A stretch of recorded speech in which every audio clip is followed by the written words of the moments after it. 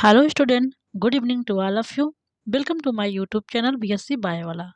बच्चा, आज हम लोग पढ़ेंगे ओरिजिन ऑफ अर्थ के बारे में। क्या पढ़ेंगे भैया? Origin of earth. जैसा कि आपको याद होगा, लास्ट लेक्चर में हम लोगों ने पहले सिलेबस को अच्छे से देखा था, फिर हमने आपको ओरिजिन ऑफ यूनिवर्स के बारे में बताया था। क्या बताया था भैया? ओरिजिन ऑफ यूनिवर्स के बारे में। तो आपको वो लेक्चर अच्छे से तैयार हो गया है। और हाँ, हमने आपको बिग बैंग थियरी के बारे में बताया था। बताइए, बिग बैंग थियरी किसने दिया था? तो बिग बैंग थियरी किसने दिया था? किसने दिया? अबेल लेमात्रे नामक साइंटिस्ट ने बिग बैंग थियरी को दिया था। According to big bang theory, universe की ओरिजिन कैसे हुई थी?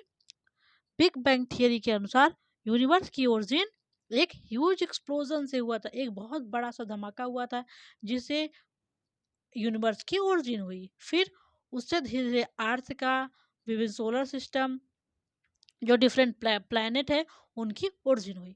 तो आज हम देखेंगे भैया ओरिजिन ऑफ अर्थ। तो भैया आप लोग हेडिंग देंगे ये अर्थ की ओरिजिन कैसे हुई है। आप हेडिंग देखिए, ओरिजिन ऑफ अर्थ ना बच्चा।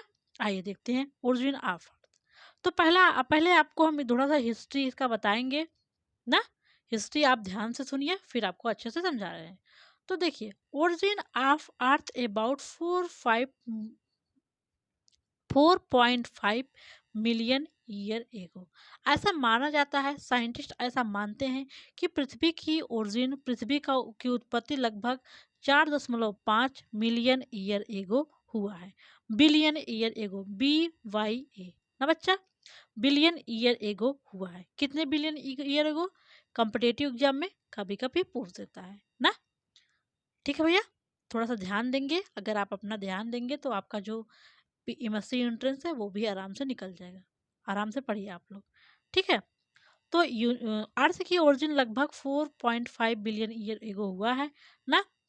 पहले जब जैसे एक बहुत बड़ा धमाका हुआ, उससे डिफरेंट प्लैनेट उत्पन्न हुए, हमारा अर्थ भी उत्पन्न हुआ। तो जब अर्थ की उत्पत्ति हुई, अर्थ कैसी थी उस टाइम का? कंडीशन क्या था?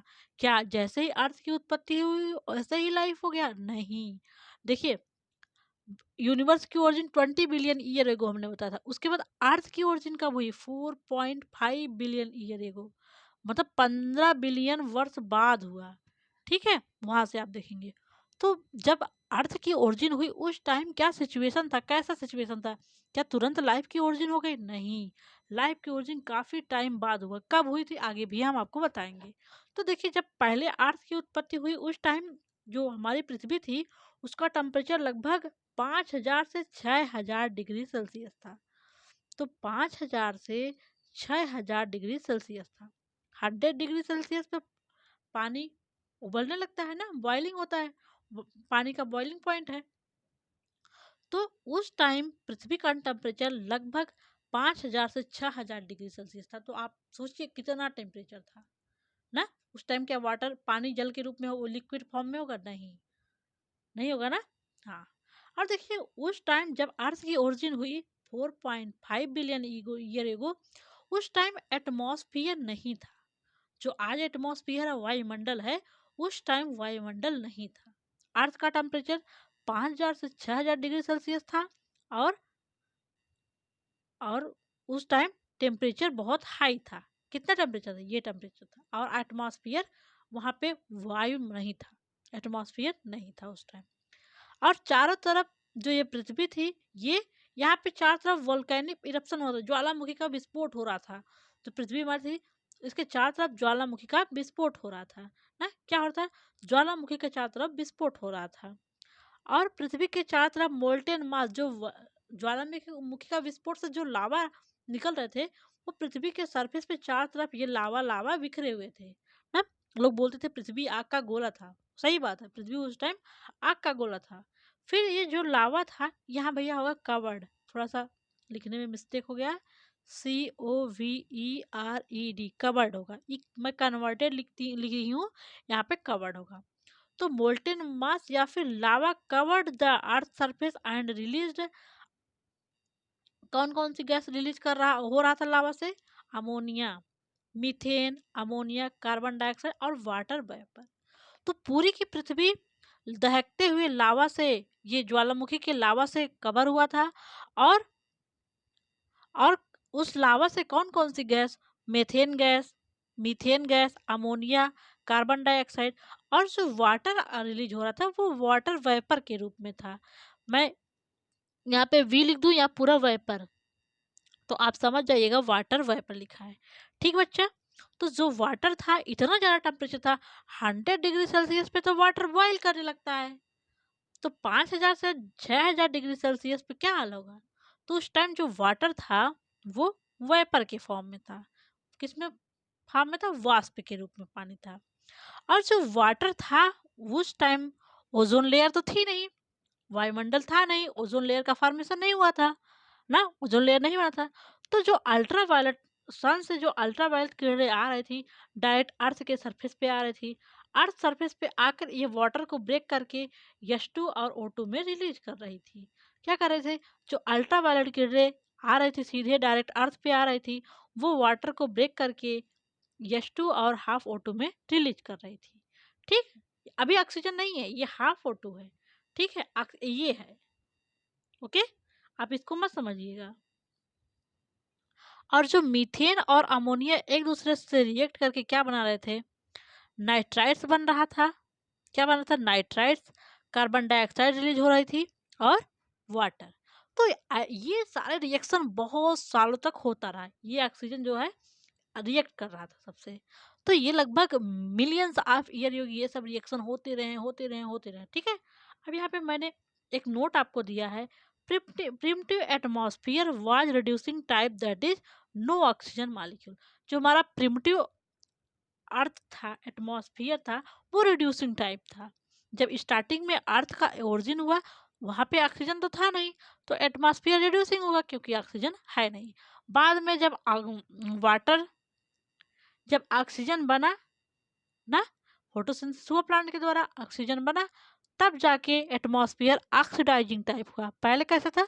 रिड्यूसिंग टाइप था। रिड्यूसिंग टाइप क्यों था? क्योंकि वहाँ पे ऑक्सीजन था ही नहीं। ये इंपॉर्टेंट है, एक नंबर के लिए इंपॉर्टेंट है, कॉम्पिटिटिव एग्जाम के लिए।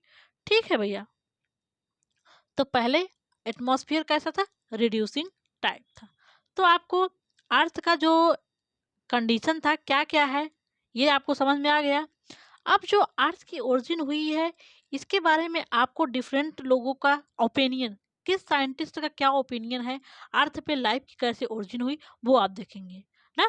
आपने अर्थ को देख लिया, अब देखिए पहले अर्थ पे कैसे कैसे लाइफ की ओरिजिन हुई और कौन कौन साइंटिस्ट की क्या क्या आइडियाज थी, विचारधाराएं थी।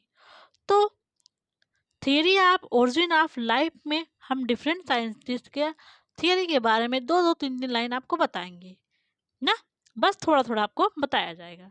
तो इसमें देखिए डिफरेंट सारी थियरी दी गई हैं। उसमें देखिए पहला थियरी है थियरीज ऑफ स्पेशल क्रिएशन। पहला थियरी क्या है? स्पेशल क्रिएशन के द्वारा, मतलब एक कोई ऐसा पावर आया, सुपर नेचुरल पावर, जिसने पृथ्वी पर लाइफ को बना दिया। इस थियरी के अनुसार ये है। एक है कॉस्मिक पैंसपर्मिया थियरी। इस थियरी के अनुसार किसी दूसरे ग्रह से लाइफ को पृथ्वी पर भेजा गया है, ना किसी दूसरे ग्रह से लाइफ लाइफ पृथ्वी पर आया है। कॉस्मिक पैंसपर्मिया थियरी का ये मतलब है। और अगला है थियरी ऑफ कैटास्ट्रोफिज्म या फिर सडन क्रिएशन थियरी। इस थियरी के अनुसार अचानक कुछ पृथ्वी पर ऐसा हुआ जिससे लाइफ की ओरिजिन हो गई। थियरी ऑफ कैटास्ट्रोफिज्म या फिर सडन क्रिएशन का अचानक परिवर्तन हो गया जिससे लाइफ की ओरिजिन हुई। इस थियरी का ये मतलब है। और नेक्स्ट थियरी जो है थियरी ऑफ स्पॉन्टेनियस जनरेशन। इस थियरी के अनुसार लाइफ पृथ्वी पर स्वतः ओरिजिनेट हुई है, स्पॉन्टेनियस मतलब स्वतः हुआ है। और थियरी आप इसको थियरी ऑफ ए बायोजेनेसिस भी कहते हैं। जो स्पॉन्टेनियस जनरेशन है इसको थियरी ऑफ ए बायोजेनेसिस कहते हैं। मतलब नॉन लिविंग मैटर से लिविंग मैटर की उत्पत्ति हुई है। अब थियरी ऑफ बायोजेनेसिस है, इसका मतलब जो लिविंग मटेरियल है उन्हीं से लाइफ की ओरिजिन हुई है। और नेक्स्ट है आपका ओपेरिन हेल्डन थियरी। यही मॉडर्न थियरी है, यही क्या है? मोस्ट एक्सेप्टेड थियरी है। क्या है भैया? मोस्ट एक्सेप्टेड थियरी यही है। ओके बच्चा, यही आपकी जो ओपेरिन और हल्डन की थ्योरी मोस्ट एक्सेप्टेड थ्योरी है। देखिए, इन सब थ्योरी में आपको दो दो लाइन डिफिनीशन, ये थ्योरी क्या कहना चाह रही है, और इस थ्योरी को प्रपोज किसने किया, ये जरूरी है। आपको बस देखिए, जब आपको बस थ्योरी लिखना है तो आप तो थ्योरी आराम से लिख देंगे, हमारी बातों को ध्यान से सुने रहेंगे तो। लेकिन आपको ध्यान देना है इन सब के साइंटिस्ट के बारे में, और ये थ्योरी क्या कहना चाहती है, इसको आप ध्यान रखेंगे तो आपका कंपटीशन के लिए बहुत अच्छा होगा, आप अच्छे से कर लेंगे उस टाइम। ओके बच्चा, तो पहले थियरी है theory of special creation. Theory of special creation क्या है, मतलब कोई सुपर नेचुरल पावर गॉड ने लाइफ को बनाया है। इस थियरी का मतलब है भगवान ने लाइफ को बना दिया है। ये थियरी माइथोलॉजी बेस्ड थियरी है, मतलब दार्शनिक बात।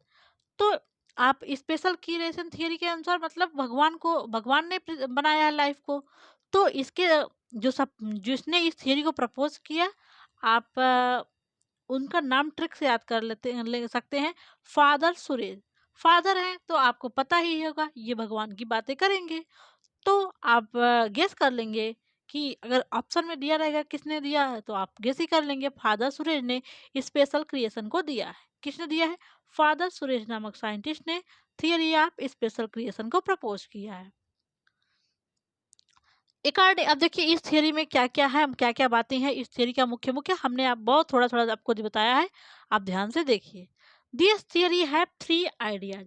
इस थियरी के तीन आइडिया हैं, मतलब तीन विचारधाराएं हैं, तीन पास्टुलेट हैं, उसको आप ध्यान से देखिए। इस थियरी के अनुसार all living organism that we see today were created as such. पहले पास्टुलेट का मतलब क्या है, इस थियरी के अनुसार जितने भी ये लिविंग ऑर्गेनिज्म जीवित व्यक्ति पृथ्वी पर प्रेजेंट है, उपस्थित है, आप जो देख रहे हैं इस टाइम, वो ऐसे ही बना दिए गए थे, आज सच क्रिएट कर दिया गया था। मतलब इस थियरी के अनुसार कोई हम पढ़ते हैं ना बंदर से ह्यूमन की डेवलपमेंट हुई है, इस थियरी के अनुसार ह्यूमन को जैसे बनाया गया था वैसे ही है, कोई इसमें एवोल्यूशन नहीं हुआ है, कोई चेंजेस नहीं हुआ है। आप पढ़ेंगे डिफरेंट मानव, जैसे रामापिथेकस, ड्रायोपिथेकस, निंडरथल, क्रोमैगन, जावा मानव, इन इस थियरी के अनुसार ऐसा कोई डेवलपमेंट हुआ ही नहीं, डायरेक्ट जो आज का मॉडर्न मैन है उसकी उत्पत्ति हुई है। मतलब इस थियरी के अनुसार कोई एवोल्यूशन हुआ ही नहीं है। तो फर्स्ट आइडिया के अनुसार all living organism that we see today were created as such. जितने भी जीव लिविंग ऑर्गेनिज्म है जो कि हम देख रहे हैं वो ऐसे ही एज सच बनाए गए थे, इसमें कोई परिवर्तन नहीं हुआ है ना। उसके बाद the diversity was always the same since creation and will be the same in future. इस थियरी के अनुसार अगला क्या इसका पास्टुलेट है, इस थियरी का जो डाइवर्सिटी थी पहले से ही ऐसे ही थी और ऐसे ही फ्यूचर में रहेगी। इन डाइवर्सिटी ऐसे कैसे, पहले देखिए डिफरेंट स्पीसीज थी, बहुत सारों का एक्सटेंशन हो गया, तो कैसे एक्सटेंशन हुआ है। अगर डाइवर्सिटी एज सच रहती है और फ्यूचर में एज सच रहेगी तो क्यों बहुत सारों का एक्सटेंशन हुआ, विलुप्त तो हो गए ना। तो ऐसे तो बात है नहीं। तो यह थियरी देख रहे हैं क्या बोल रही है, diversity was always the same since creation. जो ये भिन्नताएं हैं ये क्रिएशन से लेकर फ्यूचर में भी सेम रहेंगी, जैसे बनाया गया था वैसे अभी तक हैं और फ्यूचर में ऐसे ही रहेंगी। और अगला क्या है, the earth is about 4000 year old. इस थ्योरी के अनुसार पृथ्वी बस 4000 साल पुरानी है, लेकिन ऐसा तो है नहीं ना, ऐसा तो है नहीं। तो इस थियरी को डार्विन और वेलेस नामक साइंटिस्ट ने डिस्कार्ड किया। इस थ्योरी के अनुसार डार्विन और वेलेस के अनुसार life form varied over period of time. Life समय समय के अनुसार चेंज हो रही है, परिवर्तन हो रहा है लाइफ में। जब आपको हम डार्विन की थियरी बताएंगे उसमें आपको अच्छे से समझ में आएगा। तो स्पेशल क्रिएशन थियरी के अनुसार सुपर नेचुरल पावर मतलब गॉड ने लाइफ को बनाया है। अगर हिंदू धर्म की बात है भगवान, और क्रिश्चियन ईसा मसीह ना, और मुस्लिम की बात कर ली जाए तो अल्लाह ने बनाया है लाइफ को। ठीक है, तो ये माइथोलॉजी बेस्ड थियरी थी। पहला थियरी आपको समझ में आ गया, अगर मैं नाम ही लिख देती हूँ तब भी आप समझ जाएंगे ये थियरी कहना क्या चाह रही है। ना स्पेशल क्रिएशन। स्पेशल मतलब कोई सुपर नेचुरल पावर गॉड ने लाइफ को बनाया है। तो ये हो गई पहली थियरी।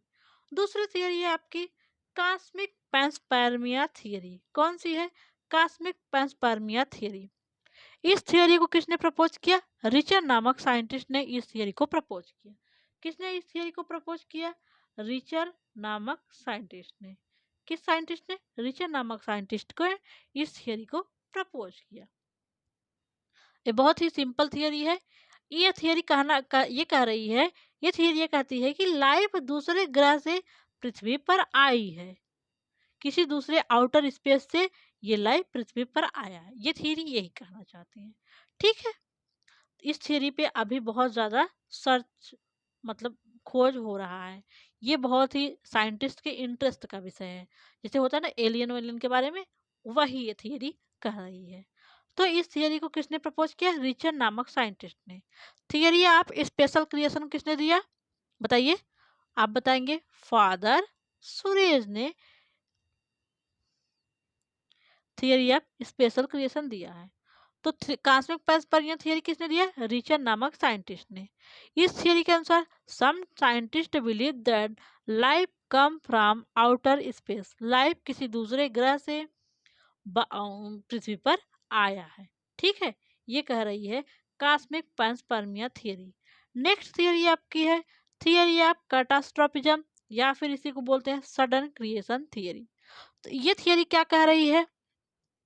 हमने स्टार्टिंग में आपको बताया, इस थियरी के अनुसार अचानक से कोई सुपर नेचुरल पावर या फिर बहुत सारा डिस्ट्रक्शन हुआ और लाइफ की ओरिजिन हो गई। ठीक है।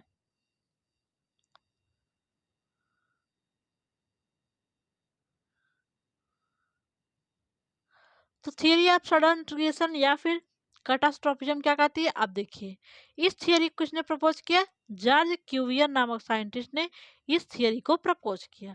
तो थियरी ऑफ सडन क्रिएशन या फिर थियरी ऑफ कैटास्ट्रोफिज्म किसने प्रपोज किया? जॉर्ज क्यूवियर नामक साइंटिस्ट ने। According to him great destruction occurs upon earth from time to time. इस थियरी के अनुसार पृथ्वी पर बहुत सारा डिस्ट्रक्शन हुआ, टूट फूट हुआ। टाइम टाइम पर पृथ्वी पर बहुत सारा डिस्ट्रक्शन होता रहता है, जिससे जो पहले के लाइफ थे, प्री एग्जिस्टिंग लाइफ थे, वो डिस्ट्रॉय हो गए, पूरी तरीके से डिस्ट्रॉय हो गए। और इन्हीं प्री एग्जिस्टिंग लाइफ से नए ऑर्गेनिज्म का निर्माण हुआ है। New organism formed from inorganic matter by crystallization. जो उनका ऑर्गेनिक मैटर इनऑर्गेनिक मैटर था, उसी में क्रिस्टलाइजेशन से नए ऑर्गेनिज्म की उत्पत्ति हुई है। तो theory of special creation, theory of catastrophism या फिर थियरी ऑफ सडन क्रिएशन आपको समझ में आया कि पृथ्वी पर समय समय पर ह्यूज डिस्ट्रक्शन होता रहता है, और जो नया लाइफ है वो पहले से एग्जिस्ट लाइफ के इनऑर्गेनिक मैटर से डेवलप हुआ है। ठीक है भैया। तो ये आपका हो गया थियरी ऑफ कैटास्ट्रोफिज्म। तो नेक्स्ट थियरी आपका है बच्चा थियरी ऑफ स्पॉन्टेनियस जनरेशन, या फिर इसको थियरी ऑफ ए बायोजेंसिस कहते हैं। ए बायोजेंसिस मतलब नॉन लिविंग मैटर। इस थियरी का मेन मुख्य आशय यह है कि इस थियरी के अनुसार लाइफ नॉन लिविंग मैटर से उत्पन्न हुआ है। जो पहली लाइफ पृथ्वी पर नॉन लिविंग से ही उत्पन्न हुई है। ठीक है। तो इस थियरी को प्रपोज किसने किया था? थियरी ऑफ स्पॉन्टेनियस जनरेशन को वान हेलमोट ने प्रपोज किया था। यह थियरी क्या कहती है? According to this theory life originated from non living matter. इस थियरी के अनुसार जो पृथ्वी पर पहला लाइफ आया, वो किसके द्वारा आया? नॉन लिविंग मैटर जो भी पृथ्वी पर उपलब्ध थे, उन्हीं से लिविंग मैटर की उत्पत्ति हुई है। तो स्पॉन्टेनियस जनरेशन के अनुसार पृथ्वी पर जो नॉन लिविंग मैटर प्रेजेंट थे, उन्हीं से पहले लाइफ की उत्पत्ति हुई है। ठीक है। तो ये हो गया थियरी ऑफ स्पॉन्टेनियस जनरेशन। अब एक ये वान हेलमोंट का एक्सपेरिमेंट है। इनका एक्सपेरिमेंट इन्होंने करके दिखाया था इन्होंने बताया था कि जब पसीने से भीगी कमीज को गेहूं में रखा जाते हैं तो लगभग 20 दिन बाद वहां पे चूहे उत्पन्न हो जाते हैं। इन्होंने एक्सपेरिमेंट करके दिखाया था।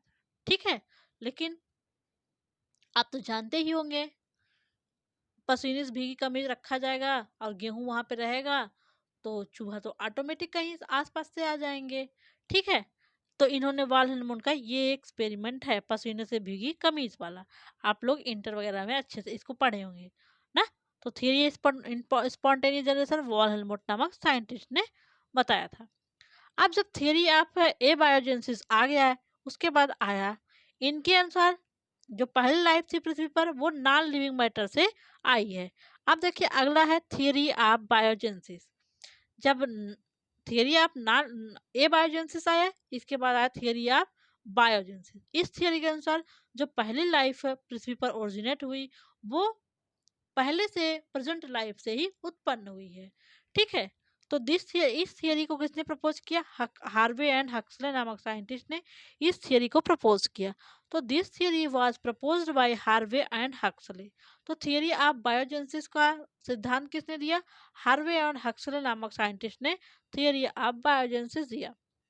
दे स्टेटेड, हार्वे एंड हक्सले ने कहा, ओमनिस वीवम इक्स वीवम।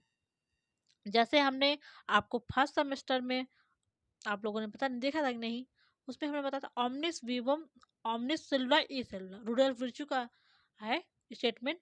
मतलब pre all cell existing from pre existing cell. कोई भी सेल पहले से उत्पन्न सेल से प्रेजेंट सेल से उत्पन्न हुई है। वैसे जो पहले की लाइफ है, new life originated from pre existing life. इस स्टेटमेंट का मतलब है new life originated from pre existing life. ये स्टेटमेंट इंपॉर्टेंट है 1 नंबर के क्वेश्चन के लिए। ठीक है, ओमनिस वीवम इक्स वावम। जैसे ओमनिस वीवम इक्स वाइवम है, वैसे ओमनिस सेलुला इक्स सेलुला है। उसको रिडोल्फ विर्चू नामक साइंटिस्ट ने दिया था, इसमें इसको हार्वे एंड हक्सले नामक साइंटिस्ट। इस थियरी के सपोर्टर कौन से हैं? Francesco Redi, Lorenzo Spallanzani, Louis Pasteur. इनका था स्वाननेक्स एक्सपेरिमेंट। ठीक है, आपको बहुत ज़्यादा डिटेल में नहीं पढ़ना है, इसलिए हम इनके थियरी के बारे में इनके एक्सपेरिमेंट के बारे में आपको नहीं बता रहे हैं। ठीक है, इनका एक स्वान नेक करके ऐसे लुइस पास्टर का एक्सपेरिमेंट बता रहे हैं। स्वान नेक एक्सपेरिमेंट ऐसा था, जो फ्लास्क था वो स्वान के नेक की तरह था। तो यहाँ पे इन्होंने शोरबा रखा था, मीट का शोरबा। ठीक है, जब ये बंद था तो यहाँ पे मक्खी उक्खी की उत्पत्ति नहीं हुई थी। जब इन्होंने यहाँ से इसको जैसे खुला था, ठीक है, तो जो जर्म्स वगैरह आते थे इसके यहाँ पे लग के रुक जाते थे। लेकिन जब इन्होंने यहाँ से इसको काट दिया, तोड़ के हटा दिया, तो सीधे माइक्रो ऑर्गेनिज्म अंदर तक आ रहे, तो ये मांस सड़ गया था।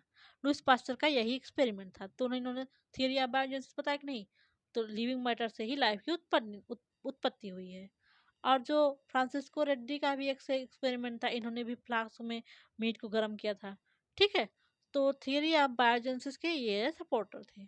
अब नेक्स्ट आपका थियरी है मॉडर्न थियरी ऑफ इवोल्यूशन। ये मॉडर्न थियरी ऑफ इवोल्यूशन ये बहुत इंपॉर्टेंट है।